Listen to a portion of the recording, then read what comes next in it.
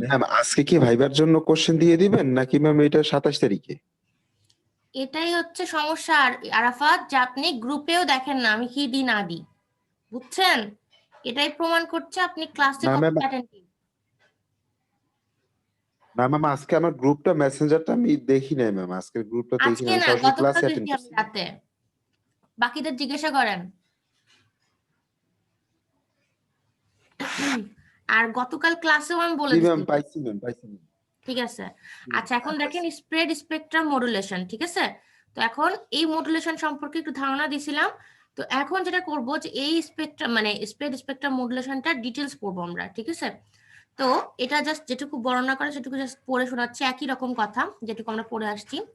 A collective class of signaling techniques are employed before transmitting a signal to provide a secure communication, known as the spread spectrum modulation. মানে আমাদের হচ্ছে এই spread spectrum মডুলেশনটা use করলে খুবই secure, ঠিক আছে, একটা কমিউনিকেশন পাওয়া যায়।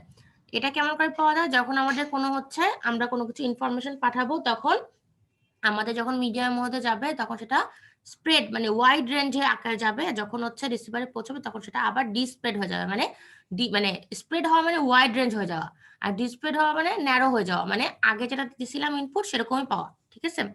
তারপরে বলছে the main advantage of spread spectrum communication technique is to prevent interference weather it is intentional or unintentional. বলছেন সবচেয়ে ইম্পর্টেন্ট অ্যাডভান্টেজটা হচ্ছে যে এটা হচ্ছে প্রিভেন্ট করতে পারে ইন্টারফারেন্সকে অথবা জ্যামিংকে, ঠিক আছে?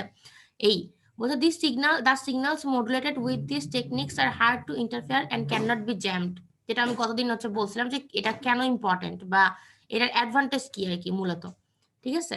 বলছে an intruder with no official access is never allowed to crack them, hence these techniques are used for military purposes. Intruder মানে হচ্ছে আক্রমণকারী বা বাইরের কেউ, ঠিক আছে, যার কোনো অ্যাক্সেস নাই, অফিসিয়াল অ্যাক্সেস নাই ওই হচ্ছে চ্যানেলটা ইউজ করার, যদি সে চেষ্টা করে কখনো ক্র্যাক করতে পারবে না, ঠিক আছে? তার মানে অনেক বেশি সিকিউর, এজন্য এই টেকনিকটাকে ইউজ করা হয় সাধারণত মিলিটারি পারপাসে।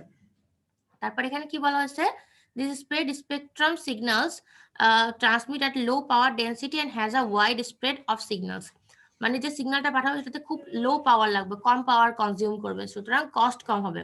আর হচ্ছে বলছে ওয়াইড স্প্রেড অফ সিগন্যাল মানে ওয়াইড রেঞ্জ অফ ফ্রিকোয়েন্সি, ঠিক আছে? এখন আমি কালকে আপনাদের একটা কোড বলছিলাম যে যে কোডের মাধ্যমে স্প্রেড স্পেকট্রাম মডুলেশনটা হয়, সেটার নাম হচ্ছে সিউডো নয়েজ সিকোয়েন্স, ঠিক আছে? তো পিটা এখানে উজ্জ্ব থাকছে, মানে পি সিউডো না, কিন্তু just pseudo noise sequence, pseudo মানে হচ্ছে মেকি, ঠিক আছে? এখন দেখেন মানে অ্যাকচুয়াল না যেটা সেটার নামই হচ্ছে সিউডো। তো এই কোডেড সিকোয়েন্সটা কি দিয়ে তৈরি?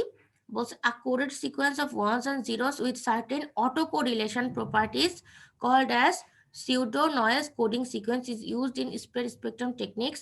It is a maximum length sequence which is a type of cyclic code. আমি যেটা আপনাদেরকে বলছিলাম যে কোড অনেক রকমের হয়, সাইক্লিক হয়, কনভলিউশন হয়, ঠিক আছে, হ্যামিং কোড হয়। তো এখানে আমাদের সাইক্লিক মানে এই সিউডো নয়েজ সিকোয়েন্সটা আমাদের হচ্ছে লাগবে, এটা হচ্ছে এক ধরনের সাইক্লিক কোড, ঠিক আছে? যে কোডের মধ্যে কি আছে, যে কোডের মধ্যে আছে এটা হচ্ছে 1 আর 0 সম্মিলনে বা 1 আর 0 মিলায়ে একটা কোড, ঠিক আছে, যার কি আছে অটো কোরিলেশন প্রপার্টি আছে। আপনারা সিগন্যাল এন্ড সিস্টেম কেউ পড়ছেন? আপনারা পড়ছেন সিগন্যাল এন্ড সিস্টেম কেউ? ম্যাম পড়ছি তো সিগন্যাল ম্যাম। তো সিগন্যাল এন্ড সিস্টেমে অটো কোরিলেশন জি বলতে কি ম্যাম। বোঝায় বলেন তো? আচ্ছা আপনারা ভুলে গেছেন মনে হয়, একটু মনে করালে মনে পড়বে। একটা টার্ম ছিল ক্রস কোরিলেশন, একটা টার্ম হচ্ছে অটো কোরিলেশন। ক্রস কোরিলেশন মানে দুইটা ভ্যারিয়েবলের মধ্যে কতটুকু মিল আছে, সামঞ্জস্য আছে, সেটা হচ্ছে ক্রস কোরিলেশন, ঠিক আছে? আর অটো কোরিলেশন বলতে নিজের সাথে নিজের কতটুকু মিল আছে সেটা হচ্ছে অটো কোরিলেশন, ঠিক আছে? তো এই অটো কোরিলেশনের কিছু প্রপার্টি আছে। আপনারা কনভলিউশন তো করছেন তাই না? কনভলিউশন, জি ম্যাম। কনভলিউশনের সময়ও কিন্তু আমাদের ক্রস কোরিলেশন হয়, ঠিক আছে? আর যখন ওই যে আপনারা যে ভ্যারিয়েবল গুলো ইউজ করেন y of n h of n, এরকম তো, তাই তো? y অফ না সরি x অফ n আর h of n, y of n সমান সমান x of n h of n, আর হচ্ছে সামনে থেকে একটা সামেশন, তাই তো? তো এই যে x অফ n আর হচ্ছে h অফ n যেটা, সেটা তো আলাদা মানে ভ্যারিয়েবল, তো দুজনের মধ্যে যে মিলটুকু থাকবে সেটা হচ্ছে ক্রস কোরিলেশন। কিন্তু যদি আমি এরকম করি x1 of n x2 of n, মানে দুইটারই হচ্ছে দুইটাই ইনপুট বাট দুইটা একটা নির্দিষ্ট ইনস্ট্যান্টের ইনপুট, ঠিক আছে? দুটার মধ্যে যেটুকু মিল সেটা হচ্ছে অটো কোরিলেশন। বোঝা গেছে? এটাই বোঝানো হয়েছে। আর তারপরে narrow band and spread spectrum signal. Narrow band বলতে কি বোঝাচ্ছে? ন্যারো ব্যান্ড বলতে বোঝাচ্ছে আমাদের যে ফ্রিকোয়েন্সিটা খুবই ছোট হবে, ঠিক আছে? যেমন দেখেন এখানে একটা ছবি দেওয়া আছে, এখানে ন্যারো ব্যান্ড সিগন্যালটার ফ্রিকোয়েন্সি রেঞ্জটা খুবই কম, ঠিক আছে, আর পাওয়ারটাও বেশি লাগতেছে। আর দেখেন এখানে হচ্ছে যদি আমি স্প্রেড স্পেকট্রাম সিগন্যাল করি তাহলে কি হবে দেখেন, 1 মিনিট, আমি এটার হচ্ছে ফিচার বলবো ন্যারো ব্যান্ড সিগন্যালের, একটু পরে, একটু দাঁড়ান। এখানে দেখেন এখানে স্প্রেড স্পেকট্রাম সিগন্যালের কি কি আছে, পাওয়ার কম লাগতেছে আর হচ্ছে ফ্রিকোয়েন্সি রেঞ্জটা বেশি। তো আগে স্প্রেড স্পেকট্রামের হচ্ছে আমি ফিচারগুলো বলি। বলছে band of signals occupy a wide range of frequencies, তাহলে সেটা সাপেক্ষে যদি আমি হচ্ছে ন্যারো ব্যান্ডকে বলি তাহলে কি হবে, স্মল রেঞ্জ অফ ফ্রিকোয়েন্সিস। তারপরে এখানে বলছে পাওয়ার ডেন্সিটি ইজ লো, এখানে পাওয়ার কম লাগতেছে, ওখানে তাহলে পাওয়ার বেশি লাগতেছে, ঠিক আছে? এই দুটো পার্থক্য আপনারা এখান থেকে পাচ্ছেন। Band of signals অকুপাইজ a narrow range of frequency, narrow বা স্মল আর কি, এই ন্যারো ব্যান্ডের ক্ষেত্রে পাওয়ার ডেন্সিটি ইজ হাই, যেটা আমি বললাম যে পাওয়ারটা অনেক বেশি লাগতেছে। তারপরে বলছি spread of energy is low and concentrated, মানে আমাদের এনার্জি যেটা আছে সেটা হচ্ছে খুবই লো এবং হচ্ছে সেটা মানে নির্দিষ্ট একটা জায়গাতেই বেশি, মানে সব দিকে বেশি না। বাট আমাদের ক্ষেত্রে আমাদের কি লাগবে, আমাদের সিগন্যালের প্রত্যেকটা অংশে এনার্জি লাগবে, প্লাস হচ্ছে এটা যেন কনসেন্ট্রেটেড না হয়, পুরোটা আমাদের ছড়ায় থাকে, ঠিক আছে, যাতে করে বাইরের কোনো ইন্টারফারেন্স বা জ্যামিং দ্বারা আক্রান্ত না হয়, ঠিক আছে? এই গেল হচ্ছে এই দুটার ফিচার। ফিচারগুলো কিন্তু খুবই ইম্পর্টেন্ট, এই দুইটা হইলেও কি হবে, আমি হচ্ছে দিতে পারি কিন্তু পরীক্ষায়, ঠিক আছে? ফিচার দিলে ধরেন আমাদের পরীক্ষাতেও বেশি মার্কস তো না, 20 মার্কসের আপনাদের অ্যাসাইনমেন্ট যেহেতু, তাহলে 5 করে 1 2 3 4 4টা কোশ্চেন থাকবে, 4টা কোশ্চেনে 5 করে। তো আমি কোনো কোশ্চেনে যদি ম্যাথ দিই তাহলে একটা পুরো ম্যাথে দিব 5 নম্বর, আর যদি লেখা দিই তাহলে তো বুঝতেই পারতেছেন 5 নম্বরে লেখা, এখানে কোনো কোশ্চেনই নাই। তো 2 আর 3 করে দিব এরকম, মানে 1 এর এ বি, 2 এর বি সি এরকম, এ বি সরি এরকম, ঠিক আছে? আর যদি ম্যাথ থাকে একটা পুরো তাহলে 5 নম্বর দিব, বুঝতে পারছেন? সুতরাং এটা ইম্পর্টেন্ট কিন্তু। আর ছোট কোশ্চেনও আসতে পারে কিন্তু, কারণ যেহেতু কম মার্কসের কোশ্চেন, বুঝছেন, আগের বারের গুলাতে যেরকম হয়েছে আর কি। ম্যাম CT4 এর খাতা কি দেখা হয়েছে? না মালিহা, একদম দেখতে পারি নাই আমি, একটাও দেখিনি। তবে হচ্ছে আপনাদের এই যে পরীক্ষা দিতে দিয়ে দেখবো, এই সময়টা তো ফাঁকা থাকবো, বুঝছেন? এই তারপর বলছে with this features the spread spectrum signals are highly resistant to interference or jamming since multiple users can share the same spread spectrum bandwidth without interfering with one another. This can be called as multiple access techniques. মানে আমাদের এই spread স্পেকট্রামকে কিন্তু multiple access টেকনিকও বলা যায়। কেন? কারণ multiple user share করতে পারে আমাদের সেম স্প্রেড স্পেকট্রাম ব্যান্ডউইথ, ঠিক আছে? অনেকগুলো ইউজার শেয়ার করতে পারে যেহেতু আমাদের স্প্রেড করা ব্যান্ডউইথটা, আর একে অন্যকে ইন্টারফেয়ার না করে, ঠিক আছে, টেকনিক আছে ওইটা, এই জন্য এটাকে বলা হচ্ছে যে মাল্টিপল অ্যাক্সেস টেকনিক। আর এটা হচ্ছে দুই ধরনের, মানে এই মাল্টিপল অ্যাক্সেস টেকনিকটা বা স্প্রেড স্পেকট্রামটা দুই ধরনের, ঠিক আছে? এখন দুই ধরনের মধ্যে এখন দুইটার হচ্ছে অংশের বর্ণনা দিব। Spread spectrum multiple access techniques uses signals which have a transmission bandwidth of a magnitude greater than the minimum required RF bandwidth. মানে স্প্রেড স্পেকট্রামের যে মাল্টিপল অ্যাক্সেস টেকনিকটা আমরা ইউজ করবো সেখানে ব্যান্ডউইথ থাকে যেটুকু আমাদের মিনিমাম আরএফ মানে রেডিও ফ্রিকোয়েন্সি ব্যান্ডউইথ লাগবে তার চাইতে বেশি ব্যান্ডউইথ থাকে। ওই যে বললাম স্প্রেড স্পেকট্রাম বলতে বোঝাচ্ছে যে স্প্রেড করা থাকবে ব্যান্ডউইথটাকে, ঠিক আছে? এখন এরা হচ্ছে দুই ধরনের, একটা হচ্ছে FHSS আর একটা হচ্ছে DSSS। একটু মার্ক করে দিচ্ছি। FHSS বলতে বোঝাচ্ছে ফ্রিকোয়েন্সি হোপিং স্প্রেড স্পেকট্রাম, ঠিক আছে? এই যে ফ্রিকোয়েন্সি হোপিং বা ফ্রিকোয়েন্সি হোপড, আর একটা হচ্ছে ডিরেক্ট সিকোয়েন্স স্প্রেড স্পেকট্রাম। দেখতে পাচ্ছেন? হ্যালো, দেখা যায়? জি ম্যাম। ওকে, তারপর এখন দেখেন যে ফ্রিকোয়েন্সি হোপ স্প্রেড স্পেকট্রাম, তো এখানে বোঝা যাচ্ছে এখানে ফ্রিকোয়েন্সি নিয়ে কাজ। আর ডিরেক্ট সিকোয়েন্সে তাহলে কি, যেহেতু ফ্রিকোয়েন্সি একটা বলা আছে তাহলে ডিরেক্ট সিকোয়েন্সে কিন্তু ফ্রিকোয়েন্সি নিয়ে কাজ না। তো এটা একটা ইম্পর্টেন্ট পয়েন্ট, ঠিক আছে? এখন দেখেন এই ফ্রিকোয়েন্সি হোপিং এ কি হয়, আগে আমি বলি ফ্রিকোয়েন্সি হোপিংটা মেইনলি কি করে, একটা ফ্রিকোয়েন্সি থেকে আরেকটা ফ্রিকোয়েন্সিতে হোপ করে, মানে শিফট করে বা চেঞ্জ করে, ঠিক আছে? নামটার মিনিংটা এটা। তো এখানে কি অর্থে এটা ইউজ হচ্ছে তাহলে দেখেন, this is frequency hoping technique where the users are made to change the frequencies of usage from one to another in a specified time interval, hence called as frequency hopping. মানে each interval-এ কি করে, প্রত্যেকটা user তার frequency যেটা use করছে সেটাকে change করে, ঠিক আছে? মানে নির্দিষ্ট একটা ফ্রিকোয়েন্সি থেকে আরেকটাতে চেঞ্জ করে। একজন থেকে আরেকজনের আলাদা হয় এরকম, ঠিক আছে? তো এই জন্য এটাকে বলা হচ্ছে ফ্রিকোয়েন্সি হোপিং, মানে শিফট হচ্ছে অথবা চেঞ্জ হচ্ছে ফ্রিকোয়েন্সিটা। ফর এক্সাম্পল এখানে একটা এক্সাম্পল দিচ্ছেন, এটা দেখে মানে এটা পড়লেই বোঝা যাবে যে কি হচ্ছে আসলে। একটা হচ্ছে ফ্রিকোয়েন্সি অ্যালট করা হয়েছে centre 1 K for a particular period of time. ধরলাম সেন্টার 1টা হচ্ছে মালিহা, ঠিক আছে? ওকে একটা ফ্রিকোয়েন্সি আমি অ্যালট করে দিছি একটা নির্দিষ্ট টাইমের জন্য। Now after a while, sender 1 hops to the other frequency and sender 2 uses the first frequency. R sender 2টা হচ্ছে সাকিব ধরেন, ঠিক আছে? তো আমি কি করলাম, আমি হচ্ছে একটু পরে বললাম মালিয়াকে অন্য একটা ফ্রিকোয়েন্সিতে হোপ করতে, কারণ ও যে ফ্রিকোয়েন্সিটা ইউজ করছিল প্রথমে একটা নির্দিষ্ট টাইমে, ওটা এখন সাকিবের লাগবে। তাহলে সেন্ডার 2 মানে সাকিব হচ্ছে এখন ফার্স্ট ফ্রিকোয়েন্সিটা ইউজ করতেছে, ঠিক আছে? যেটা প্রথমে হচ্ছে কি ইউজ করছে, মালিহা ইউজ করছে, সেন্ডার 1 আর কি। This is called as frequency reuse. মানে একটা ফ্রিকোয়েন্সি কি হচ্ছে আমাদের একটা নির্দিষ্ট সময় ধরে আমাদের মালিয়া ইউজ করছে, তারপর ওই নির্দিষ্ট টাইমের পরে আমি মালিয়াকে বলছি অন্য একটা ফ্রিকোয়েন্সি ইউজ করো, এখন হচ্ছে সাকিবের লাগবে ফ্রিকোয়েন্সিটা, তারপরে সাকিব হচ্ছে মালিয়া যে ফ্রিকোয়েন্সিটা ইউজ করছে সেই ফ্রিকোয়েন্সিটা ইউজ করতেছে, ঠিক আছে? এটাকে বলা হচ্ছে ফ্রিকোয়েন্সি রিইউজ। মানে একই ফ্রিকোয়েন্সি মালিহা ইউজ করলো, সাকিবও ইউজ করলো, বাট তাদের টাইম কিন্তু আলাদা। মালিয়া একটা ফ্রিকোয়েন্সি থেকে একটা ফ্রিকোয়েন্সিতে শিফট করছে, সাকিবও যেটা আগে ফ্রিকোয়েন্সি ইউজ করছিল সেটা থেকে শিফট করে মালিহার ফ্রিকোয়েন্সিতে আসছে। বুঝছেন ব্যাপারটা? জাস্ট শিফটিং ফ্রিকোয়েন্সির। এটা করলে কি করতে পারবে, অনেকগুলো ইউজার একসাথে ইউজ করতে পারবে। বুঝেন নাই? এই জন্য এটা মাল্টিপল অ্যাক্সেস। বুঝছেন সবাই? জি ম্যাম। আচ্ছা ঠিক আছে, তারপরে হচ্ছে এখন দেখেন the frequencies of the data are hopped from one to another in order to provide a secure transmission.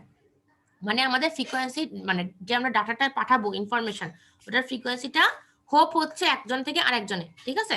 কিসের উপর ভিত্তি করে? সিকিউর ট্রান্সমিশনের জন্য, মানে যাতে করে আমরা যে ট্রান্সমিট করতেছি যে ইনফরমেশনটা সেটা অন্য কেউ না পায়। রিইউজ করতেছি, বাট আমি কিন্তু ওই সময়ে মানে আমি যাকে দিছি একটা নির্দিষ্ট সময়ে শুধু সেই ইউজ করছে, অন্য কেউ কিন্তু এখানে অ্যাক্সেস পাচ্ছে না। তাহলে এটা খুবই সিকিউর কমিউনিকেশন হইলো বা ট্রান্সমিশন হইলো। So the amount of time spent on each frequency hop is called as dual time.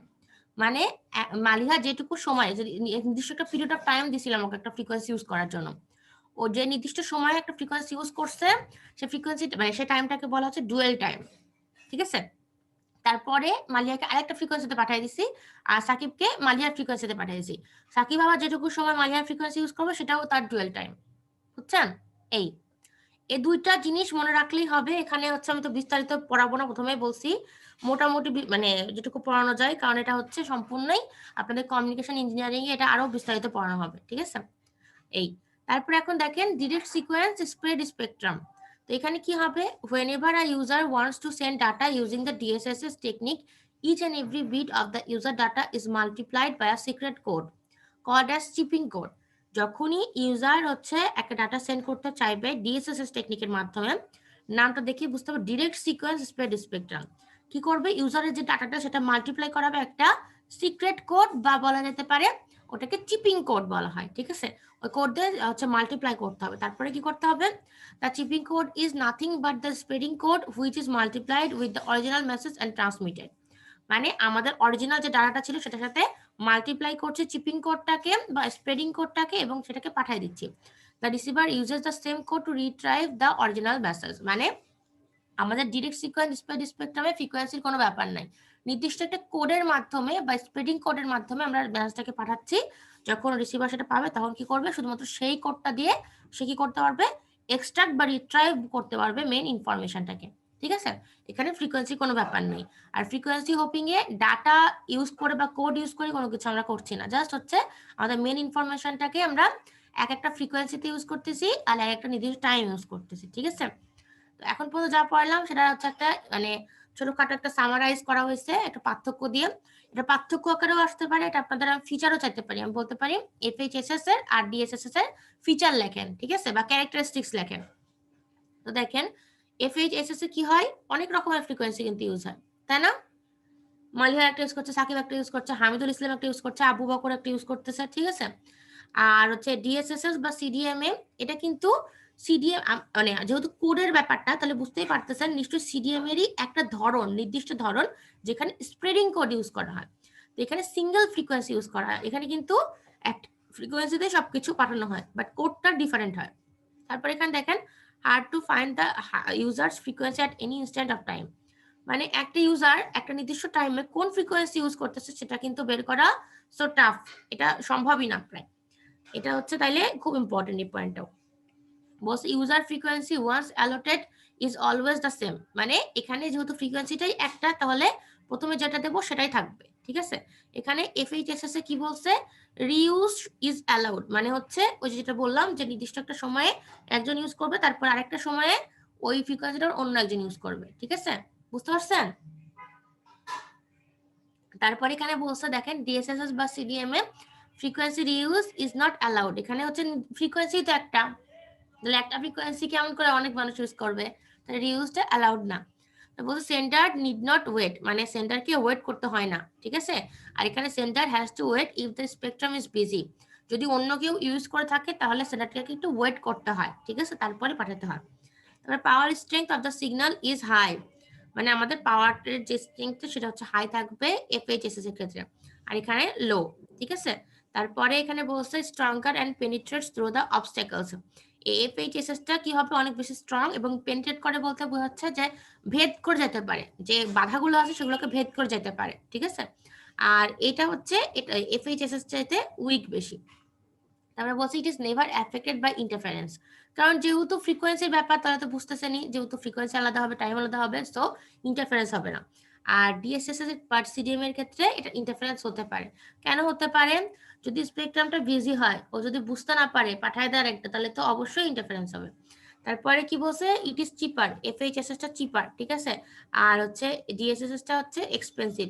তারপরে বলছে this is the most commonly use technique, এটা হচ্ছে মানে এফএইচএসএস টা খুব বেশি ইউজ হয় আর কি।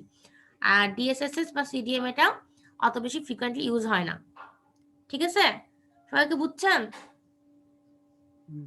জি ম্যাম, জি ম্যাম। বলেন তো, আমি কি নেক্সটে আগাবো? না বুঝলে তাড়াতাড়ি বলেন, টাইম নাই বেশি কিন্তু। জি ম্যাম বুঝছি। ওকে, তারপরে এখানে দেখেন অ্যাডভান্টেজেস অফ স্প্রেড স্পেকট্রাম, কয়েকটা অ্যাডভান্টেজ বলা হয়েছে, যেটা হচ্ছে আমরা ওই যে এর আগে যে স্লাইডটা পড়েছে সেখানে আগেই নেসেসিটি হিসেবে পড়েছে যে নেসেসিটি অফ স্প্রেড স্পেকট্রাম, ওইটা আর অ্যাডভান্টেজটা সেম এখানকার অ্যাডভান্টেজটা, ঠিক আছে। জি ম্যাম। তাহলে আমি এটা ক্লোজ করে দিলাম।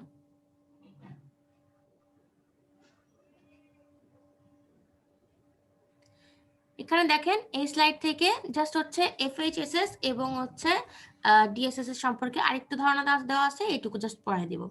দেখেন spread spectrum is wide band modulation and uses a PN code, মানে সিউডো নয়েজ সিকোয়েন্স কোড আর কি, ঠিক আছে। এটার প্রাইমারি বেনিফিট কি এটা আপনারা জানেন, যে provides data or message security আর রেজিস্ট্যান্ট, মানে বাধা দেয় কাকে, ইন্টারফারেন্স থেকে এবং জ্যামিং থেকে, মানে ইন্টারফারেন্স আর জ্যামিং এদের কোনো ক্ষতি করতে পারে না। এটা অ্যালাউস ফর ব্যান্ড শেয়ারিং, মানে এটা হচ্ছে মানে অনেকগুলো ইউজার একসাথে ইউজ করতে পারে ব্যান্ড ওয়াইজ আলাদা আলাদা। এখন বলছে টু অ্যাপ্রোচ আছে এটার, একটা হচ্ছে এফএইচএসএস আর একটা হচ্ছে ডিএসএসএস, যেটা আমি একটু আগেই পড়লাম।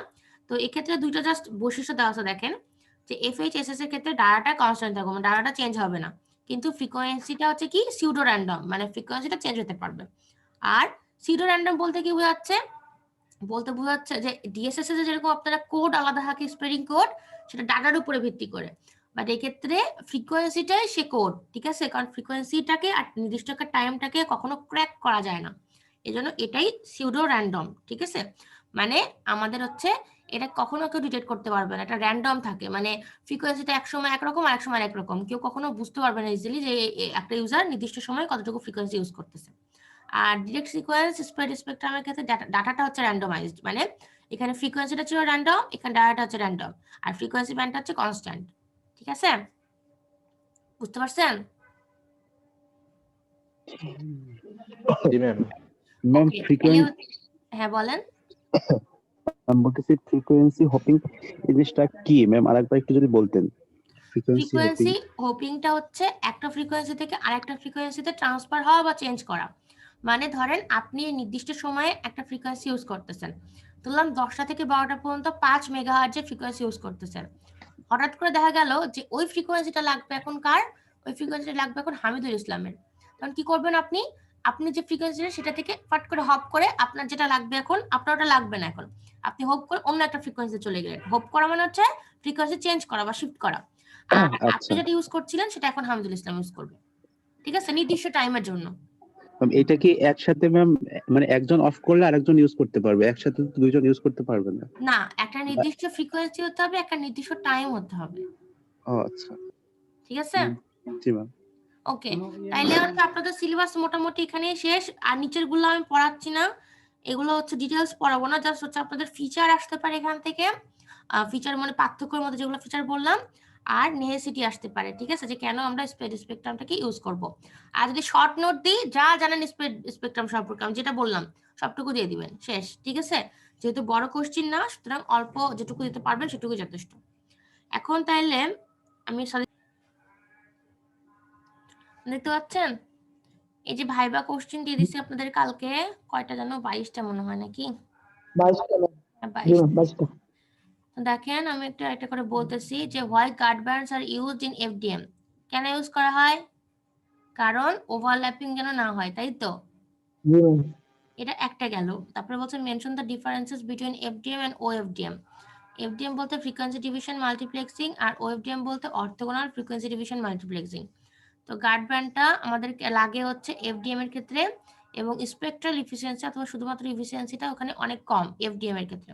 আর ওএফডিএম এর ক্ষেত্রে কি হবে, গার্ড ব্যান্ডের কোনো দরকার নাই এবং এফিসিয়েন্সিটা অনেক হাই। আমি সবকিছুর অ্যান্সার একটু ছোট ছোট রাখার চেষ্টা করছি, চাইলে আরো বড় করা যায় তো, কিন্তু মেন কনসেপ্টটা জানলেই হবে, ঠিক আছে? তারপরে বলছে মেনশন দ্য অ্যাপ্লিকেশনস অফ ওএফডিএম। তো ওএফডিএমটা আমাদের কিসের কাজে লাগে? 3 নম্বরটা, ইন এলটি মানে লং টার্ম ইভ্যালুয়েশন বা 4G তে আমরা কিন্তু ওএফডিএম ইউজ করছি, ঠিক আছে? In LT technologies and broadband internet. তারপর এখানে বলছে হাউ মেনি, 4 নম্বরটা, how many transmission modes are there. আমরা গতকাল যেটা পড়ছি, আচ্ছা একটু দাঁড়ান 1 মিনিট। হ্যাঁ,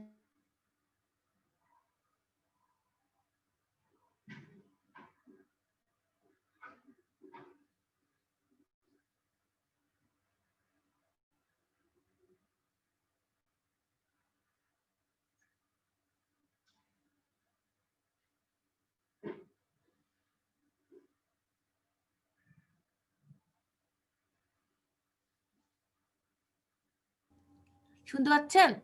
আচ্ছা, বলছে how many transmission modes are দেয়ার, মানে কতগুলো ট্রান্সমিশন মোড আছে আমাদের, ঠিক আছে? 3 ধরনের আছে, গতকালই পড়লাম, সিমপ্লেক্স, হাফ ডুপ্লেক্স এবং ফুল ডুপ্লেক্স, ঠিক আছে? তারপরে এখানে বলছে briefly describe the transmission modes. আচ্ছা, তার মানে হচ্ছে সিমপ্লেক্স, হাফ ডুপ্লেক্স এবং ফুল ডুপ্লেক্স সম্পর্কে একটু বর্ণনা।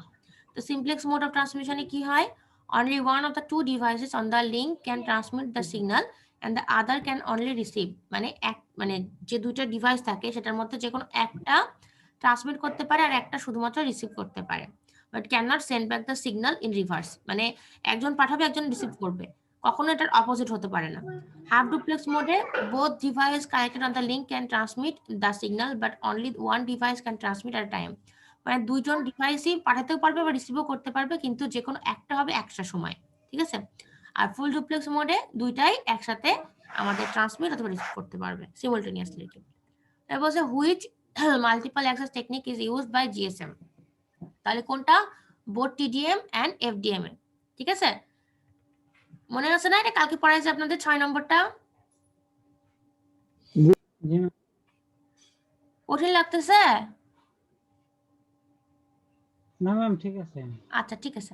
না ম্যাম, ম্যাম আপনি যে এইভাবে অ্যান্সার দিতেছেন ওইভাবেই তো বুঝাই দিলে হবে। তো ওইভাবেই তো বুঝা দিলে হবে। আপনি গতবার দিছেন না আরাফাত? ভাইবা তো জি ম্যাম, গতবারও হ্যাঁ, নিয়েছিলাম। জি ম্যাম আমি দিছি। কিন্তু বুঝাইতে বলছিলাম, ইংলিশে জি। অ্যান্সার দিতে হবে এমন কিছু না, বুঝায় বলতে পারলেই হবে, ঠিক আছে? আর যারা, Okay, ma'am. আমি আরেকটু মেনশন করি, যারা সবগুলো পারবে, ঠিক আছে, যারা সব পারে যাচ্ছে, ধরেন যাকে আমি নম্বর কাটতে পারবো না, তাকে কিন্তু আমি একটু ডিটেলস জিজ্ঞাসা করতে পারি, ঠিক আছে? যেমন ডিটেলস কি হতে পারে, যে আমি জিএসএম এর ক্ষেত্রে বলতে পারি যে কোনটা ইউজ করবে, জিএসএম এ কোন মাল্টিপল অ্যাক্সেস টেকনিকটা। তখন আপনারা বলে ম্যাডাম টিডিএম এ এবং এফডিএম এ দুইটা ইউজ করবে। আমি তখন বললাম এটা একটু ব্যাখ্যা করেন। তখন কিভাবে ব্যাখ্যা করতে হবে? বলতে হবে দুইটাই কেমন করে ইউজ করে। দুইটা ইউজ করে এমন করে যে প্রথমে ফ্রিকোয়েন্সি ব্যান্ডগুলোকে আলাদা করলাম, তার প্রত্যেকটা ফ্রিকোয়েন্সি ব্যান্ডকে আবার 8টা স্লটে ভাগ করে মোটমাট 992টা সাবস্ক্রাইবার বা ইউজার ইউজ করতে পারে এভাবে করে, ঠিক আছে? মানে একটু বুঝাই দিলেন আমাকে আর কি, ঠিক আছে? বুঝতে পারছেন? হ্যাঁ ম্যাম। মানে যে সম্পূর্ণ পারবে, যাকে নাম্বার কাটতে পারবো না তাদের ক্ষেত্রে, ঠিক আছে? এই তারপরে হোয়াট ইজ ম্যাম তাহলে জিটার? নাম্বার কাটতেই হবে ম্যাম আপনার? নম্বর কাটতেই হবে না, যে সব পারবে তাকে তার কাছ থেকে মানে শোনা যে আসলে সে বুঝতে পারছে কিনা।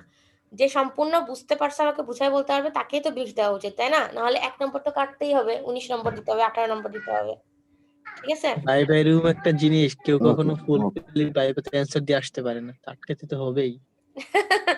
ভাইবা এরকমই, আর আমি যতটা আপনাকে এরকম করব ততটা আপনাদের মানে কি হবে, আমি তো খুব বেশি কম নম্বর দিচ্ছি না, বা আমার নম্বরটার জন্য আপনাদের A প্লাসের ভেরিয়েশন হবে না।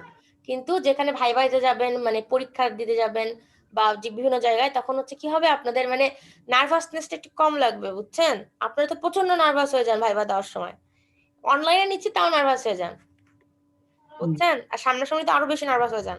ম্যাম ম্যাম এটা কাটানোর উপায় কি ম্যাম? ভাইবা কাটানোর উপায় আমি নিজেও ভয় পাই, বুঝছেন? তো আমাদের একটা টিচার বলছিল যে হচ্ছে, ম্যাম এটা কাটানোর, হ্যাঁ বলেন। হ্যাঁ বললাম এইটা কাটানোর উপায় বেশি বেশি পড়াশোনা করতে হবে। না, এটা কখনোই কাটানোর উপায় না। বেশি পড়াশোনা করে কেউ কোনোদিন ভাইভাতে খুব ভালো করতে পারেনি। ওইটা এরকম নিতে হবে যে ভাইবা ওরা যা ধরবে আমি তাই পারি, ওই রকম মন মানসিকতা নিয়ে যেতে হবে। রাইট, এটা হচ্ছে কনফিডেন্সের ব্যাপার। আর একটা কথা হচ্ছে মানে আয়নার সামনে দেখে দেখে নিজেকে ইয়ে করতে হবে যে এভাবে আনসার দিব, এভাবে নিজেকে প্রেজেন্ট করব। ম্যাম ওদেরকে বুঝতে দেওয়া যাবে না যে আমি ভয় পাচ্ছি, বুঝছেন? কনফিডেন্ট হতে ম্যাম হবে। হুম। কনফিডেন্ট বেশি বেশি মানে কনফিডেন্ট ডেভেলপ করার তো একটাই ওয়ে আছে ম্যাম, একটা জিনিস পড়ার সময় মজা করে পড়া, বা একটা জিনিস বুঝে এটা পড়া। তো ঠিক আছে, পড়াশোনার বিকল্প পড়া তো ছাড়া তো কিছুই নেই। কোনোভাবে আপনি করতে পারবেন না আপনি ভাইবা যত ভালো। কনফিডেন্ট থাকেন ম্যাম, আপনি যত কনফিডেন্ট থাকেন, তারপর যে আপনার ভিতরে কোনো কিছু না থাকে, ওই কনফিডেন্ট দিয়ে কোনো না কাজে না, লাগবে না। পড়াশোনা ছাড়া কখনোই হবে না। আগে তো বাট থাকতে পড়াশোনা হবে। লাগবেই, বাট আপনি যেটা বলতেছেন যে খালি পড়াশোনা করা, নট খালি পড়াশোনা করা, নিজেকে প্রেজেন্টেবল বানানো, ঠিক আছে? শুধু পড়াশোনা করলেই কিচ্ছু হয় না, পড়াশোনাও করতে পাশাপাশি নিজেকে প্রেজেন্টেবল বানাতে হবে, মানে স্মার্ট হতে হবে, মানে আরেক ভাষায় আর কি, ঠিক আছে? স্মার্ট বলতে আমি বুঝাইনি যে পোশাক বা এই সেই এরকম না, কথাবার্তায় স্মার্ট হতে হবে, ঠিক আছে? এরকম। আচ্ছা ঠিক আছে, তারপরে হোয়াট ইজ জিটার? জিটারটা কি? Jitter is the short term variation of the instant of the digital signal from its ideal position which may lead to data errors. মানে এটার আইডিয়াল পজিশন থেকে যখন মানে একটা জিনিসের আইডিয়াল পজিশনে যা থাকার কথা তার থেকে যে ভ্যারিয়েশনটা হবে সেটাই হচ্ছে জিটার, যেটার জন্য ডাটা এরর ক্রিয়েট হয় আর কি, ঠিক আছে? এভাবে বুঝাইলেই হবে। পুরো ইংলিশে আমার মনে হয় পুরো ইংলিশে মানে মুখস্থ না বলে আপনারা হচ্ছে একটু আমাকে বুঝায় বললে বেশি ভালো হয়, ঠিক আছে? বাট ইংলিশে মানে মুখস্থ পড়লে মনে হয় আমি কেউ দেখে দেখে বলতেছে আর কি, তো বুঝায় বললে বেশি ভালো হবে, বুঝছেন? আমি যদি ইংলিশটা শুনে মনে হয় আমার যে আপনারা মানে মুখস্থ বলতেছেন, তখন কিন্তু আমি বলবো বাংলায় বলেন। সুতরাং বাংলাটা একটু ম্যাম পড়বেন। ইংলিশে বললে, হুম। ম্যাম ম্যাক্সিমাম ইংলিশে বললে বোঝাই যায় যে ও মুখস্থ করে আসছে, আর নাইলে ও দেখে দেখে বলতেছে, এইটাই হয় ম্যাম। এটাই। আচ্ছা ঠিক আছে, তারপরে which is the effect, what is the effect of ISI on eye pattern? When the ISI increases, stresses from the upper portion to the lower portion of the eye opening increases. বলছে and the E gets completely closed if the ISI is very high. মানে যখন ISI এর পরিমাণটা বেশি high হবে তখন কি হবে, আইটা ক্লোজ হয়ে যাবে, ঠিক আছে? আইটার পরিমাণ বাড়তে বাড়তে আমাদের যে আই ওপেনিংটা উইথটা সেটা হচ্ছে আস্তে আস্তে কমবে। তারপরে হচ্ছে এখানে বলছে mention the actual purpose of using eye pattern. Actual পারপাসটা কি? They are use to estimate the error bit error rate and the signal to noise ratio. এটা হচ্ছে মেন পারপাস, ঠিক আছে? অনেকগুলো ছিল, অনেকগুলোর মধ্যে এটা হচ্ছে মেন পারপাস, তাই এটাই লিখছি, শুধু একটাই অ্যান্সার দিচ্ছি, ঠিক আছে? এক লাইনের। Mention the main features of mutual information. Mutual ইনফরমেশনের মেইন ফিচার আমরা জানি যে এটা হচ্ছে সিমেট্রিক, ঠিক আছে? সিমেট্রিক বলতে কি বোঝাচ্ছে, যে আমরা যদি দুইটা সাপেক্ষে নিলে একরকম পাওয়া যায়, তাই তো? মানে আমি কতদিন দেখাইছিলাম মিউচুয়াল ইনফরমেশনের ক্ষেত্রে যে যদি আপনি একটা রেসপেক্টে আরেকটা নেন, আরেকটা রেসপেক্টে একটা নিলেও সেম রেজাল্ট পাবেন, মানে ইনপুটের রেসপেক্টে নিলেও আউটপুটের রেসপেক্টে নিলেও সেম পাবেন, মানে কোন নেগেটিভ চিহ্ন সামনে আসবে না। মানে সিমেট্রিক বলতে বোঝাচ্ছে যদি আয়নাতে আমরা হচ্ছে কি রাখি, যদি হচ্ছে 0 রাখি তাহলে কি হবে, 0 কে ভাগ করলে কিন্তু দুই পাশে সেম সেম থাকবে, ঠিক আছে? তারপর আমরা যদি h কে ভাগ করি বা হচ্ছে আরেকটা ইয়ে ধরেন 6 কে যদি আমি লিখি তাহলে কি হয়, উল্টে যায় না? উল্টে যায় কি না? এটা কি তাহলে সিমেট্রিক হলো? বলেন তো কোনটা সিমেট্রিক, যেটাতে আয়নাতে দেখলে আমি দুইটা ভাগ করলে সেম সেম দুইটা পার্ট পাবো? h একটা বলা যেতে পারে, ও একটা বলা যেতে পারে, আর কি বলেন তো, টিও বলা যেতে পারে, তাই না? জি ম্যাম। তো এগুলো হচ্ছে সিমেট্রিক, মিউচুয়াল ইনফরমেশনটাও সিমেট্রিক। তারপর মিউচুয়াল ইনফরমেশনটা নন নেগেটিভ, মানে নেগেটিভ না, ঠিক আছে, মানে পজিটিভ আর কি, কোনো নেগেটিভ মানে ইনফরমেশন আমরা পাই না মিউচুয়াল ইনফরমেশন থেকে। এটার মিনিং হচ্ছে আমরা কোনো এক্সট্রা নেগেটিভ টার্ম পাচ্ছি না, যেটা আমরা মানে যেটার জন্য আমরা পুরোটা অংশটাকে নেগেটিভ বলতে পারবো, ঠিক আছে। তারপর এখানে বলছে what are the advantages of spread spectrum techniques. এখানে স্প্রেড স্পেকট্রামের কয়েকটা হচ্ছে অ্যাডভান্টেজ দেওয়া আছে, cross talk elimination, better output with data integrity, better security, আর রিডাকশন ইন নয়েজ, ঠিক আছে। এই চারটার মধ্যে যদি ভুলে যান আপনারা তিনটাও বলতে পারেন, কোনো সমস্যা নেই, ঠিক আছে। তারপরে মেন প্রপার্টি কি লাইন কোডিং এর, যে এটা লং স্ট্রিং অফ ওয়ান অথবা জিরোস কি করে অ্যাভয়েড করতে পারে, যাতে করে ট্রান্সপারেন্সি মেনটেন করতে পারে। মানে লাইন কোডিংটা আমাদের ওই যে যখন আমরা লাইন কোডিং টেকনিকটা পড়ছিলাম তখন দেখছিলাম যে অনেকগুলো ওয়ান অনেকগুলো জিরো থাকলে সমস্যা হয়, ঠিক আছে। তো এই সমস্যাটাকে সমাধান করতে পারে লাইন কোডিং, এটাই তার মূল কি বলবো বৈশিষ্ট্য, ঠিক আছে। তারপরে what are the disadvantages of PCM. PCM এর ডিসঅ্যাডভান্টেজটা কি, আমরা পিসিএম এর পরে কিন্তু ডেল্টা মডুলেশন পড়ছিলাম, তো পিসিএম এ যেগুলো সমস্যা ছিল সেগুলোকে দূর করার জন্য ডেল্টা মডুলেশন ইউজ করা হয়েছিল। তো দেখেন, to get less quantization noise number of bits should be increased. মানে কোয়ান্টাইজেশন নয়েজ বা কোয়ান্টাইজেশন এররটাকে কম পাওয়ার জন্য আমাদের নাম্বার অফ বিটকে কি করতে হবে, ইনক্রিজ করতে হবে, ঠিক আছে। মানে আমাদের যে ইনফরমেশন পাঠাবো সেটার মধ্যে নাম্বার অফ বিটকে ইনক্রিজ করতে হবে। তারপরে কি করতে হবে, ব্যান্ডউইথটাকেও ইনক্রিজ করতে হবে। So we have to compromise with either quantization error আর ব্যান্ডউইথ, মানে হয় এরর বেশি রাখতে হবে নাহলে ব্যান্ডউইথ বেশি রাখতে হবে, ঠিক আছে। মানে যদি আপনি এরর কম চান তাহলে ব্যান্ডউইথ বেশি রাখতে হবে, আর যদি এরর আপনি কন্ট্রোল না করেন তাহলে ব্যান্ডউইথ কম হলেও হবে, তখন তো আবার এররের সমস্যা হবে, ঠিক আছে। কম্প্রোমাইজ বলতেই বোঝাচ্ছে যে দুইটা মানে কোয়ান্টাইজেশন এরর অথবা ব্যান্ডউইথ যে কোনো একটাকে বাড়াতে হবে, তার রেসপেক্টে আরেকটা কমবে আর কি, ঠিক আছে। এরর বাড়লে ব্যান্ডউইথ কমবে, ব্যান্ডউইথ বাড়লে এরর কমবে। তো আমরা দুইটাই চাই যে মানে দুইটাই অল্প অল্প মানে মোটামুটি করে ইউজ করতে, ঠিক আছে। মানে এরর একদম অল্প হয়ে মানে যদি হয় তাহলে ব্যান্ডউইথ অনেক বেশি লাগবে, এটা অনেক কস্ট লাগবে। তো আমরা কি চাই, এররটাও যেন মোটামুটি থাকে, ব্যান্ডউইথটাও মোটামুটি ইউজ করতে পারি সেরকম চাই। তাহলে এখন তারপরে বলছে সোর্স কোডিং এবং লাইন কোডিং এর মধ্যে পার্থক্য কি। দেখেন, source coding is use to represent analog signals in form of digital data like PCM, DPCM, DM. Line coding is use to represent digital data. এটা হচ্ছে রিপ্রেজেন্ট করবে অ্যানালগ সিগন্যালকে, সোর্স কোডিংটা, ঠিক আছে। আর লাইন কোডিংটা কি করবে, ডিজিটাল ডাটাকে রিপ্রেজেন্ট করবে। আর মানে সোর্স কোডিং এর টেকনিক হচ্ছে কি কি, পিসিএম, ডিপিসিএম। ডিপিসিএম মানে ডিফারেন্সিয়াল পিসিএম, আর একটা ডেল্টা মডুলেশন, ঠিক আছে। আর হচ্ছে যেটা আমি মানে লাইন কোডিং পড়াইছি আর কি, নন নন রিটার্ন টু জিরো, তারপর রিটার্ন টু জিরো, এসব, ঠিক আছে। তারপরে এএমআই মানে অ্যালটারনেট মার্ক ইনভার্সন, সবগুলো আছে যেটা মনে থাকে আর কি আপনাদের। তারপরে হোয়াট ইজ নাইকুয়েস্ট রেট। নাইকুয়েস্ট রেটটা কি, আমাদের twice of the maximum frequency of the signal, তাই তো।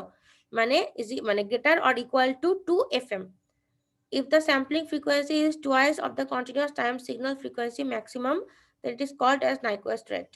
মানে আমাদের হচ্ছে সমান হতে হবে স্যাম্পলিং ফ্রিকোয়েন্সিকে। স্যাম্পলিং ফ্রিকোয়েন্সিটা আমরা কি লিখতে পারি, এফ এস সমান সমান কত কত 2 QF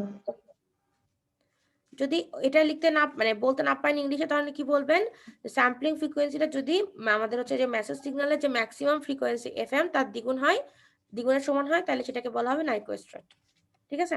আচ্ছা, বিট রেট আর বড রেট। এখন বিট রেট বলতে বোঝাচ্ছে বিটস পার সেকেন্ড, আর বড রেট বলতে বোঝাচ্ছে number of symbols per second, ঠিক আছে। That is in communication the number of bits transmitted per second is called as bit rate. মানে প্রত্যেকটা সেকেন্ডে কতগুলো বিট ট্রান্সফার হচ্ছে এটা হচ্ছে বিট রেট। আর the number of times a signal অথবা ক্যারিয়ার চেঞ্জেস ইটস স্টেজ মানে চেঞ্জ ইন ফ্রিকোয়েন্সি ফেজ অথবা amplitude per second is called as baud rate. মানে আমাদের যখন পার সেকেন্ডে কতগুলো বিট আছে সেটা গুনবো তখন সেটা বিট রেট। আর যদি আমরা পার সেকেন্ডে কি গুনি, পার সেকেন্ডে একটা সিগন্যাল কতবার চেঞ্জ হয়েছে, মানে সিগন্যালের ফ্রিকোয়েন্সি অথবা অ্যাম্পলিটিউড অথবা ফেজ কতবার চেঞ্জ হয়েছে পার সেকেন্ডে, সেটা হচ্ছে বড রেট, ঠিক আছে। তাহলে ফ্রিকোয়েন্সি সিনথেসাইজার কি, এটার মানে হচ্ছে it is an oscillator which can generate any range of frequencies. মানে সিনথেসাইজার মানে আমাদের যে কোনো রেঞ্জের ফ্রিকোয়েন্সিটাকে সে জেনারেট করতে পারবে, ঠিক আছে, এটা এক ধরনের অসিলেটর। তারপরে এখানে কি বলছে, হোয়াট ইজ ফ্রিকোয়েন্সি হোপিং, এখন যেটা পড়লাম, a method of transmitting radio signals more securely by repeatedly and rapidly changing the transmitter frequency used to counter interference, monitoring, etc. মানে বলছে যে কি ফ্রিকোয়েন্সি হোপিংটা মেইনলি কি করবে, আমাদের যে ফ্রিকোয়েন্সিটাতে আমরা পাঠাবো সেটাতে বারবার চেঞ্জ করবে, ঠিক আছে। সেটা কিভাবে করবে, র্যাপিডলি এবং রিপিটেডলি। মানে যে ফ্রিকোয়েন্সি রিউজের যে কাহিনীটা বললাম, মানে প্রথমে যে ইউজারটা একটা নির্দিষ্ট টাইমে একটা ফ্রিকোয়েন্সি ইউজ করতেছে, তার পরের ইনস্ট্যান্টে সে আরেকটা ফ্রিকোয়েন্সি ইউজ করবে, বা সেই সুযোগ দিবে আরেকটা ইউজারকে ওই ফ্রিকোয়েন্সিটা ইউজ করার, প্রথম ফ্রিকোয়েন্সিটা, এরকম, ঠিক আছে। এই জন্য রিপিটেডলি বলছে, মানে একটা ফ্রিকোয়েন্সি বারবার রিইউজ হবে কিন্তু, ঠিক আছে। এই তারপর 19 নম্বরটা কি বলছে, the characteristics of data in case of a DSSS. আমরা জানি ডিএসএস এর ক্ষেত্রে ফ্রিকোয়েন্সিটা হচ্ছে কি হবে, আমাদের কনস্ট্যান্ট থাকবে বা ডাটাটা র্যান্ডম থাকবে, ঠিক আছে। তারপর 20 নম্বরটা বলছে frequency reuse is allowed in which of the following spread spectrum technique. আমরা জানি ফ্রিকোয়েন্সি রিইউজটা সম্ভব কোথায়, এফএইচএসএস এ। তারপরে বলছে what do you mean by dual time. তো প্রত্যেকটা ফ্রিকোয়েন্সি হোপে বা প্রত্যেকটা ফ্রিকোয়েন্সিতে যে নির্দিষ্ট টাইম দেওয়া হয়েছে সেটাই হচ্ছে তার ডুয়াল টাইম, ঠিক আছে। যেমন আমি একটা উদাহরণ দিয়েছিলাম যে মালিহা একটা ফ্রিকোয়েন্সি ইউজ করতেছে একটা নির্দিষ্ট টাইম ধরে, ওটাই হচ্ছে ওর ডুয়াল টাইম। তারপরে সিউডো নয়েজ সিকোয়েন্সটা কি, এটা হচ্ছে 1 আর 0 মিলায় একটা সিকোয়েন্স যেটার অটো কোরিলেশন প্রপার্টি আছে, এটাকে বলা হচ্ছে সিউডো নয়েজ সিকোয়েন্স, ঠিক আছে। বোঝা গেছে? ম্যাম এই 22টা প্রশ্নই ম্যাম? হ্যাঁ, কেন ইমরান কম হয়ে গেল নাকি? না না না ম্যাম, এটা অনেক হয়ে যাচ্ছে ম্যাম। না ম্যাম ঠিক আছে। এটা অনেক। ঠিক আছে, ম্যাম ম্যাম এটা কি আজকে আপলোড করে দিবেন? আপনাদের প্রথমটা থেকে শুরু করি। একটা হচ্ছে মাল্টিপ্লেক্সিং থেকে ছিল, ঠিক আছে, দেখতে পাচ্ছেন? আসেনি, আসছে ম্যাম। দেখতে পাচ্ছেন সবাই? জি ম্যাডাম। আচ্ছা, তো আপনাদের আমি সিলেবাসটা খুব ছোটই করে দিছি, খুব বেশি বড় করি নাই আর কি। তো মাল্টিপ্লেক্সিং থেকে কি কোশ্চেন আসতে পারে, মাল্টিপ্লেক্সিং থেকে আমি দিতে পারি যে এফডিএম এর ক্ষেত্রে, ঠিক আছে, যে এফডিএম এর আমি যে নিচে বর্ণনা দিচ্ছি যে এক্সাম্পল সহকারে যে ছবিটা সহ, যে explain the concept and process of FDM, ঠিক আছে। মানে তখন আপনাদের কি করতে হবে, এই কনসেপ্ট আর প্রসেস থেকে শুরু করে এক্সাম্পল সহ একটু বর্ণনা করতে হবে, ঠিক আছে, বুঝতে পারছেন? অথবা আমি কি দিতে পারি, অথবা আমি হচ্ছে যে ধরেন এই যে এখানে একটা এক্সাম্পল দেওয়া আছে না, যে হচ্ছে আমাদের সরি এখানে না নিচে দেওয়া আছে, এই যে 150 কিলো হার্জ করে 4টা ব্যান্ডের ফ্রিকোয়েন্সি আর মাঝখানে ব্যান্ডউইথ হচ্ছে মানে গার্বের হচ্ছে 10 কিলো হার্জ, এটা আমি একটু চেঞ্জ করে দিতে পারি আর বলতে পারি যে এটার ক্যাপাসিটি কত হবে। তখন এরকম করে এখানে যেরকম করে 150 গুণন 4 যোগ হচ্ছে কত করছে, 3টা ফাঁক আছে বা 3টা গার্ড ব্যান্ড আছে, 10 গুণন 3 করছে দিয়ে ক্যাপাসিটি বের করছে, ঠিক আছে। এরকম করে ক্যাপাসিটিও বের করতে দিতে পারি, বুঝা গেছে? এটা গেল। তারপরে অর্থোগোনাল ফ্রিকোয়েন্সি ডিভিশন মাল্টিপ্লেক্সিংটা কিন্তু খুবই মানে ইম্পর্টেন্ট আর কি, ঠিক আছে। এখন এখান থেকে কি হতে পারে, এখান থেকে আমি এই যে এফডিএম আর ওএফডিএম এর মধ্যে পার্থক্য দিছে, পার্থক্য না দিয়ে আমি বলতে পারি এগুলোর ফিচার লেখেন, ঠিক আছে, write down the features of OFDM and FDM. তখনও কিন্তু এগুলোও দেওয়া যাবে, ফিচার বলতে কিন্তু সবকিছুই দেওয়া যাবে, মানে ওর বৈশিষ্ট্য, ঠিক আছে। আর আরেকটা কথা আমি যদি বলি, ধরেন এই যে এখানে দেওয়া আছে অনেকগুলো মানে পার্থক্য, ঠিক আছে, এই পার্থক্যগুলো থেকেও ফিচার দিতে পারবেন। অথবা আমি যদি বলি verify the statement OFDM has better utilization of available bandwidth, তখন কি করবেন আপনারা, তখন আমি নিচে দেখাচ্ছি, সরি উপরে, তখন আপনারা এই ছবিটা দিবেন, ঠিক আছে। আরেকবার বলতেছি কোশ্চেনটা, verify the statement OFDM has better utilization of available bandwidth, তখন কি করবেন আপনারা এই ছবিটুকু দিবেন আগে, ঠিক আছে। ছবিটুকু দেওয়ার পরে কি বর্ণনা করবেন, এই যে এখানে কিছু দেওয়া আছে ওএফডিএম সম্পর্কে আলোচনা করা আছে, আর আমি আপনাদেরকে মনে আছে হচ্ছে এইটা সম্পর্কে একটু বর্ণনা করছিলাম, যেখানে নির্দিষ্ট ইনস্ট্যান্টে শুধুমাত্র একটাই অ্যাক্টিভ থাকবে, ঠিক আছে, মানে একটারই হাই পিক পাওয়া যায়, বাকিগুলো জিরো হবে। এটা নিজের ভাষায় সুন্দর করে লিখবেন, খুব বেশি মার্কের হবে না, 2 বা 3 মার্কের এটুকুতেই হবে, ঠিক আছে। তো এটা জাস্ট বলবেন যে এরা গ্যাট ব্যান্ড ইউজ করে না এফডিএম এর মতন, ফলে ব্যান্ডউইথটা বাঁচে যায় এদের, এই ছবিটা দিবেন। আর বলবেন কি যে নির্দিষ্ট একটা সময়ে কি হয়, একটা হচ্ছে সিগন্যাল হচ্ছে অ্যাক্টিভ থাকে বা হচ্ছে কি বলবো পিক পাওয়া যায়, বাকিগুলো জিরো হয়, ঠিক আছে। সুন্দর করে গুছায় লিখবেন, এটা বোঝা গেছে? অল্প নম্বরের কোশ্চেন, মানে 2 বা 3 থাকবে খুব বেশি হইলে, তো অল্পই লিখতে হবে, খুব বেশি লিখবেন না। আর ফাইনালে চেষ্টা করবেন যেহেতু নাম্বার কম কোশ্চেনের, কম করে লেখার। তাই বলে একদম কম মানে অ্যান্সারই দিচ্ছেন অল্প একটু করে এরকম না, মানে যেটুকু লেখা দরকার অল্প করে লিখবেন, ঠিক আছে। যেমন এই কোশ্চেনে যেটা বললাম সেখানে কিন্তু একদম অল্প অ্যান্সার হবে, মেইনলি ছবিটা আর ছবিটার ব্যাখ্যাটা, ঠিক আছে। বোঝা গেছে? বোঝা গেছে? জি ম্যাম। ওকে, তারপরে WDM থেকে কি লিখতে পারি, discuss the process of WDM। তারপরে কি বলতে পারি, এই যে দেখেন এখানে বলা আছে it has 4 optical signals having 4 different wavelengths. আমি বলতে পারি explain the process of WDM in case of 2 optical signals having 2 different wavelengths. মানে এখানে আমাদের 4টা দিয়ে বোঝানো হয়েছে, ঠিক আছে, ট্রান্সপন্ডার 1 ট্রান্সপন্ডার 2। যদি আমি 2টা বলি ট্রান্সপন্ডার 2 পর্যন্তই থামে যেতে হবে, আর এখানে ট্রান্সপন্ডার 2 পর্যন্ত থাকতে হবে। আর এখানে হোয়াট আবার দিয়ে না, এখানে λ1 λ2 λ3 λ4। যেহেতু আমি 2টা দিচ্ছি তাহলে λ2 পর্যন্ত, তাহলে λ2 λ4 মানে 3 পর্যন্ত আমার এখানে, ঠিক আছে, ব্যাপারটা বুঝছেন? মানে সিকোয়েন্সিয়ালি বা ইনসিকোয়েন্সিয়ালি কোনো সমস্যা নেই, ঠিক আছে। আমি যদি 2টা দিই আর যদি 4টা দিই তাহলে এভাবে লিখবেন, আর যদি 6টা দিই তাহলে হচ্ছে এভাবে লিখতে হবে। মানে এই জিনিসটা আমাদের এখানে সেম যেতে নাও পারে, আলাদা হয়েও যেতে পারে, এটা কোনো সমস্যা না, কিন্তু আমাদের মাঝখানে গুলো কিন্তু ঠিক যেন থাকে, 4টায় যোগফলটা ঠিক থাকে যেন। আর যদি 6টা দিই 6টা যোগ করতে হবে, 2টা দিলে 2টা যোগ করতে হবে, ঠিক আছে। হ্যাঁ বলেন ম্যাম, আরেকবার একটু বলবেন কিনা এই সম্বন্ধে? আমি বলছি কি জানি বললাম, কোশ্চেনটাই ভুলে গেলাম। Explain the process of WDM মনে হয়, হ্যাঁ, WDM in case of 4 optical signals having 4 different wavelengths, ঠিক আছে। সেই ক্ষেত্রে এটা পুরোপুরি দিতে হবে, ট্রান্সপন্ডার 1 থেকে 4 পর্যন্ত, এটা λ1 λ4 পর্যন্ত 4টা যোগফল, আর এই পাশে 4টা ওয়েভলেংথ আবার দিতে হবে। আর এক্সাম্পল মানে যেটুকু লেখা সেটুকু তো অবশ্যই দিতে হবে, ঠিক আছে, যেহেতু এক্সপ্লেন করতে বলা হয়েছে। এই ঠিক আছে। এগুলো কি ম্যাম ওই যে যখন অ্যানসার করবো কালার করে দিতে হবে নাকি? হ্যাঁ বুঝি নাই। ওই যে ইয়েটা পিকচারটা হ্যাঁ যখন আমরা দিব অ্যানসার করবো তখন কি কালার করে দিতে হবে, বিভিন্ন কালারের ইয়ে করে দিতে হবে? ও আচ্ছা, এটা হচ্ছে যদি আপনারা কালার না থাকে তাহলে কি করবেন, এখানে ট্রান্সপন্ডার 1 লিখে এই পাশে ব্র্যাকেট দিয়ে লিখবেন রেড, ব্লু, গ্রিন এরকম জি। করে, যদি কালার না থাকে, ঠিক আছে। জি জি জি এই মানে জি, জাস্ট জি। বুঝাই দিবেন। আর এটা কোনো নির্দিষ্ট কালার না, এটা হয় ম্যাম কালার থাকলেও ম্যাম দেখা যায় যখন স্ক্যান করে তখন ওটা হোয়াইট হয়ে যায় ম্যাম। মানে বুঝি নাই। ম্যাম যখন বলছি যখন স্ক্যান করে না স্ক্যানার দিয়ে তখন দেখা যায় সাদা কালো চলে আসে। হ্যাঁ এটা অবশ্য ঠিক, বাট সমস্যা নাই, আমি তো বললাম ওই যে রেড আর ব্লু লিখবেন ব্র্যাকেটে, তাহলে আমি বুঝতে পারবো, ঠিক আছে, আলাদা আলাদা বোঝাচ্ছেন। জি ম্যাম, এই জি ম্যাম, এই পাশে যেভাবে লিখবো ওই পাশে যেটা হবে সেইভাবে ওই কালারটা হ্যাঁ ওই পাশে সেম লিখবো। ভাবে লিখবেন। হ্যাঁ জি এখন কথাটা হচ্ছে দেখেন, এখানে ট্রান্সপন্ডার 1 রেড কালার দেওয়া আছে, এখানে কিন্তু ট্রান্সপন্ডার 1টা নীল কালার, কারণ কি এখানে λ2টা এখানে যাচ্ছে।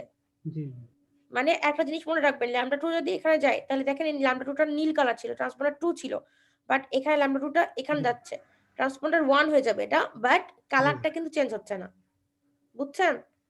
জি ম্যাম, এটা যে কালার থাকবে, মানে এখানে λ2টা ছিল TP2 এর, ঠিক আছে, TP2 এটা TP2টা TP1 এ কনভার্ট হয়েছে, মানে ট্রান্সপন্ডার 1 লিখতে পারবেন, বাট আমাদের কিন্তু ল্যামডার ভ্যালুটা 2টা সেমই থাকছে, মানে কালারটাও সেম থাকছে। ব্যাপারটা বুঝছেন সবাই? জি ম্যাম। বুঝছেন তো? নেক্সট গেলাম। এখন দেখেন ক্যাটাগরিজ অফ WDM। আমি বলতে পারি যে based upon the wavelength describe the categories of WDM based upon the wavelength, এরকম দিতে পারি, ঠিক আছে। এখন কোর্স WDM আর ডেন্স WDM এর একটু ব্যাখ্যা দিবেন। এই আর এখান থেকে ইন্টারফারেন্স জাস্ট সংজ্ঞা দিতে পারি, এই আর কিছু না, এটুকু শেষ। এটা হচ্ছে গেল কোথা থেকে মাল্টিপ্লেক্সিং, ঠিক আছে। এই স্লাইডটা আপনাদের দিয়ে দিছি, আপনারা চাইলে ক্লাস শেষে যে ইমরান বললো আমি গুগল ক্লাসরুমে দিতে পারি, বা গ্রুপেও এই 3টে স্লাইড আবার আপলোড করে দিতে পারি, মানে আপনাদের হচ্ছে মেসেঞ্জার গ্রুপে আর কি।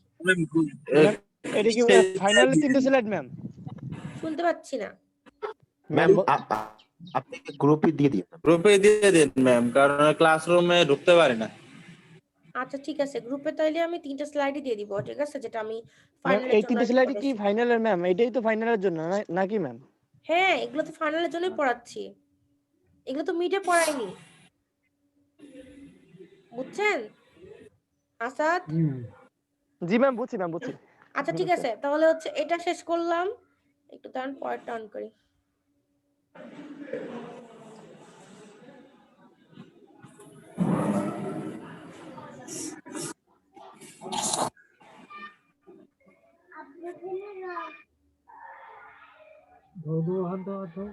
আচ্ছা এখন আপনারা একটা কাজ করতে পারেন, যেহেতু এই স্লাইডটা অনেক বড় 48 পেজের, পেজগুলো যেহেতু একটু বিক্ষিপ্ত আছে সেটা হয়তো আপনারা লিখে রাখতে পারেন পেজগুলো, ঠিক আছে, যদি কারো মানে মনে রাখতে সমস্যা হয়।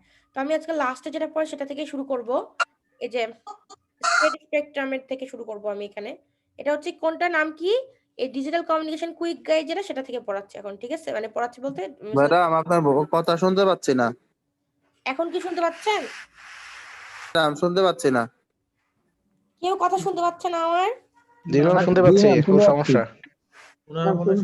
ম্যাম আমি তো ক্লিয়ার শুনতে পাচ্ছি ম্যাম। তাহলে হচ্ছে সমস্যা, একদম যে বললো crystal। ওনার সমস্যা মনে হয়। একদম ক্রিস্টাল শুনতে পাচ্ছি ম্যাম। আচ্ছা ঠিক আছে। আচ্ছা এখন দেখেন, যেটা ডিজিটাল কমিউনিকেশন কুইক গাইডের আপনারা লিখে রাখতে পারেন পেজ নম্বর 38, ঠিক আছে?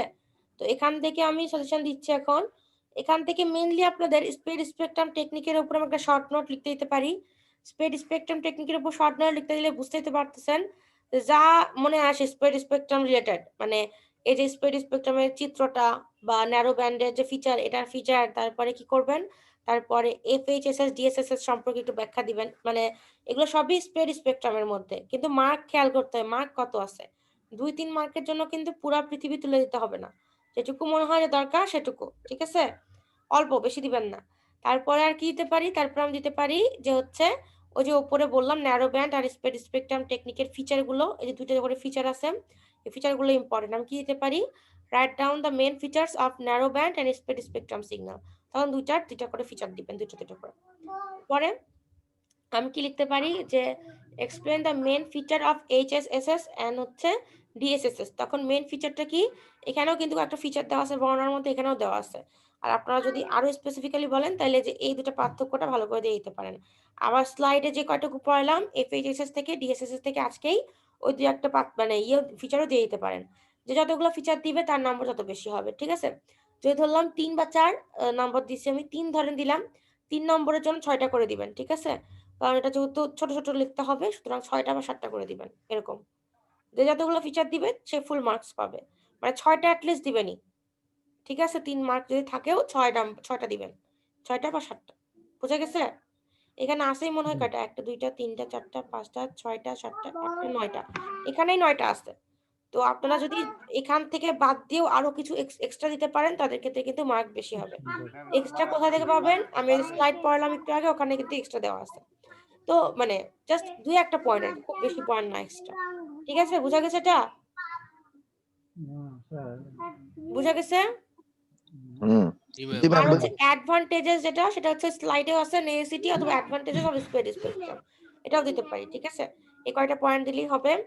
তারপরে এখন এটা গেল স্প্রেড স্পেকট্রাম টেকনিক থেকে যেটুকু পড়া, সেটা হচ্ছে 38 পেজ থেকে শুরু হয়েছে, 38 থেকে পরবর্তী পেজগুলোতে কেউ চাইলে লিখে রাখতে পারেন। এখানে কিন্তু বিক্ষিপ্ত হয় পড়াইছে আমি, এজন্য বলতেছি আমি, লিখে রাখেন। কেউ একজন লিখে গ্রুপে তাহলে একটা ছবি তুলে দিয়ে দিতে পারেন, তাহলে সবারই উপকার হবে, বুঝছেন? শোনা যায়? জি ম্যাম। আচ্ছা সাকিব লিখেন তো, সাকিব বা মালিহা লিখেন তো কেউ একজন, ঠিক আছে? জি ম্যাম। যদি না পারেন তাহলে আর অন্য কেউ লেখেন, একটু কেউ লেখেন। স্প্রেড স্পেকট্রামটার জন্য 38 পেজ থেকে আমি বলছি, ঠিক আছে? 38 পেজ। 38 পেজ, হ্যাঁ। জি ম্যাম। তারপরে এখন উপরে যাচ্ছি, আপনাদের হচ্ছে যে থেকে মিউচুয়াল ইনফরমেশন অথবা ইনফরমেশন থিওরি থেকে যেগুলো পড়াচ্ছে সেগুলো আমি পরীক্ষায় দিচ্ছি না, সেগুলো বাদ দিয়ে দিলাম, বুঝছেন? সেগুলো কোনো সিওর মধ্যে পড়ে না আসলে, ওয়্যারলেসটা আমাদের হচ্ছে বেশি সিওর মধ্যে পড়ে না, তাই হচ্ছে এটা আমি বাদ দিয়ে দিছি, এটা পরীক্ষায় দিচ্ছি না। এটা নিয়ে আপনাদের ভাইবাতে ধরবো, ওই যে ভাইবাতে যে কয়টা কোশ্চেন দিচ্ছি ওখান থেকে, আর না, ঠিক আছে? তারপরে তো এটা স্কিপ করলাম কিন্তু। আর আপনাদেরকে হচ্ছে যে মডুলেটর ডিমডুলেটরের ছবিগুলো দেখাইছে সেগুলো জাস্ট আপনাদের সরকারি জবের জন্য, এগুলো পরীক্ষায় দিচ্ছি না। এগুলো হচ্ছে আগের সিওতে ছিল, নট রিসেন্ট সিওতে। কথা কইতে না, আমি দিছি। পারভেজ কি বলে? পারভেজ কি বলছেন? না ম্যাম আমি বলছি কথা কিছু না ম্যাম। ও আচ্ছা, সিও মানে হচ্ছে কোর্স আউটকাম। এটা তো বুঝছি ম্যাম, এটা তো জানি ম্যাম, এই বিষয় না ম্যাম, অন্য বিষয় আলাপ করছি। আচ্ছা ঠিক আছে। তারপরে এখন দেখেন আরেকটা হচ্ছে 24 পেজ আই প্যাটার্ন পড়াইছি, আই প্যাটার্ন 24 পেজ, দেখতে পাচ্ছেন সবাই? জি ম্যাম। আই প্যাটার্ন থেকে কি কোশ্চেন করতে পারি? আমি বলতে পারি যে describe the effects of ISI on I pattern, ঠিক আছে? তখন কোনটুকু দিতে হবে? যে এখান থেকে এই পর্যন্তটাই মেন কথা, এটা ছবির মধ্যে দিয়েও প্রকাশ করতে পারেন, যে যেভাবে সুন্দর করে বর্ণনা করবে, ঠিক আছে? এটা আমি আর বলবো না। আর একটা হচ্ছে দিতে পারি কি, আমি লিখতে পারি describe the main features of eye pattern, ঠিক আছে? আবার কি দিতে পারি, আমি এই আই প্যাটার্নের ছবিটা তুলে দিতে পারি। আর এই যে এখানে হচ্ছে দেখেন একটা ইয়ে দেওয়া আছে, ওয়াই অ্যাক্সিস আর এক্স অ্যাক্সিস এর ভ্যালুগুলো দেওয়া থাকতে পারে। ভ্যালুগুলো দিয়ে আমি বলতে পারি যে বলেন তো এখানে হচ্ছে এই signal to noise ratio at the sampling point এটা কত হবে, তারপরে বেস্ট টাইম টু স্যাম্পল কখন হবে এরকম, ঠিক আছে? তারপরে আই ওপেনিং কত উইথ এরকম দিতে পারি। তখন ভ্যালুগুলো লিখতে হবে আপনাদের, ঠিক আছে? বুঝে বুঝে ছবি থেকে। এটা গেল 24 পেজে, ঠিক আছে? জি। তারপরে দেখেন এখানে আমি হচ্ছে এটা পড়াইছিলাম আপনাদের ডাটা এনকোডিং টেকনিক্স, ঠিক আছে? এটা হচ্ছে 21 পেজ, ডাটা এনকোডিং টেকনিক্স। এটার মধ্যে কি ছিল? নন return to zero, return to zero, তারপর বাইফেজ হচ্ছে এনকোডিং, ঠিক আছে? এটার মধ্যে বাইফেজ ম্যানচেস্টার আর ডিফারেন্সিয়াল ম্যানচেস্টার, এগুলা থেকে আমি পরীক্ষাতেও দিছি, মানে সিটি 4-এও দিছি। তো সিটি 4-এর যে কোশ্চেনগুলো দিছি, যে কোশ্চেনটা দিছি ওরকম টাইপেরই কোশ্চেন দিতে পারি, বাইফেজের জন্য দিতে পারি, ডিফারেন্সিয়ালের জন্য দিতে পারি, নন রিটার্ন টু জিরো, ইনভার্টেড বা লেভেলের জন্য দিতে পারি, ঠিক আছে? এটা ভালো করে দেখতে হবে। আমি একটা সিকোয়েন্স দিয়ে বলবো, ওটার বাইফেজ ম্যানচেস্টার বা ডিফারেন্সিয়াল অথবা এনআরজেড ইনভার্টেড, এনআরজেড লেভেল, যে কোনো দিতে পারি, ঠিক আছে? এটা ছিল আমাদের কোথায়? এটা ছিল আমাদের হচ্ছে এই 21 নম্বর পেজে। তারপর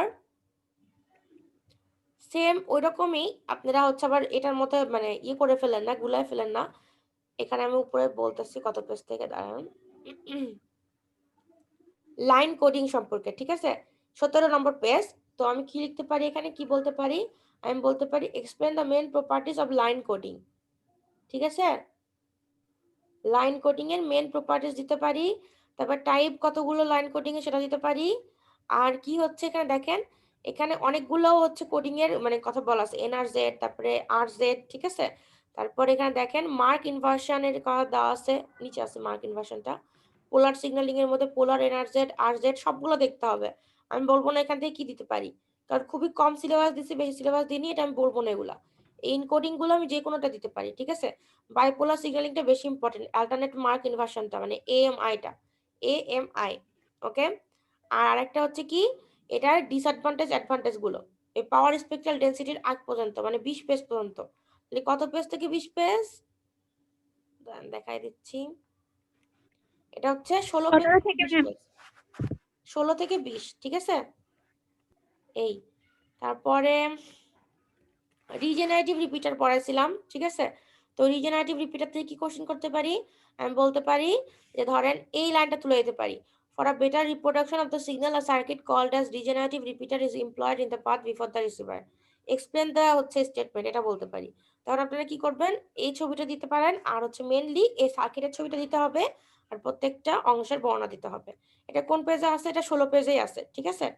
তারপরে টাইম ডিভিশন মাল্টিপ্লেক্সিং এর কথা আমি বলে ফেলছি, যে মাল্টিপ্লেক্সিং থেকে আলাদা আর কিছু বলতেছি না। এখানে মাল্টিপ্লেক্সিং এর জাস্ট টাইপ গুলো আছে, এগুলো এখান থেকে দেখে নিতে পারেন, 15 পেজ, ঠিক আছে? আমি বলতে পারি যে explain the types of multiplexers, 15 page. তখন শুধুমাত্র এই ছকটা আঁকতে হবে, মানে এই ছবিটা, ওকে? এই গেল। আর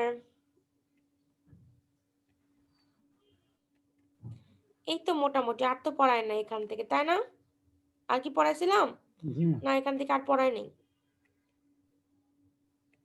এগুলো আগের।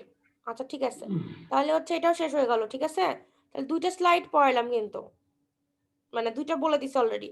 আর একটা কোনটা? আর একটা হচ্ছে একটু আগে যেটা দেখালাম, এই যে এই স্লাইডটা, এখান থেকে আমি বলেই দিছি যদিও কি কি কোশ্চেন আসতে পারে।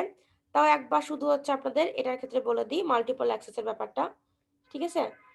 এই ট্রান্সমিশন মোড গুলা যদি আমি দিই, সুন্দর করে লিখবেন, যদি ট্রান্সমিশন মোড দিই আর কি, যে এক্সপ্লেন দ্য ট্রান্সমিশন মোডস, তাহলে হচ্ছে 3টা মোডের অল্প অল্প করে বর্ণনা দিবেন, আর একটা করে এক্সাম্পল দিবেন, ঠিক আছে? আর কি হতে পারে? আর এখান থেকে আমি জাস্ট যে কোনো একটা দিতে পারি, টাইম ডিভিশন মাল্টিপল অ্যাক্সেস বা ফ্রিকোয়েন্সি ডিভিশন মাল্টিপল অ্যাক্সেস, অথবা বলতে পারি এই যে জিএসএম এর কথা, যে কোন মাল্টিপ্লেক্সিং টেকনিকটা ইউজ করে সেটার বর্ণনা দেন। তখন জাস্ট এই স্লাইডে যেটুকু দেওয়া সেটুকু লিখলেই যথেষ্ট, ঠিক আছে? আর কিছু দেওয়ার দরকার নাই ওখানে। আর কোড ডিভিশন দিব না, স্পেড স্পেকট্রাম সম্পর্কে বলছি, এটা নেসেসিটি সম্পর্কে বলছি, আর ডিটেলস অফ স্পেড স্পেকট্রামে এফএইচএসএস আর ডিএসএসএস সম্পর্কে ওই আগের স্লাইডে বলছি। তো আর কিছু নতুন বলবো না, ঠিক আছে? বোঝা গেছে? শুনতে পাই না, বুঝতে পারছেন সবাই? জি আচ্ছা ম্যাম ঠিক আছে। আর অঙ্ক দিতে পারি, ম্যাথ যেটা আপনাদের যে লাস্টে পিডিএফ যেটা দেখাইছি সে ম্যাথ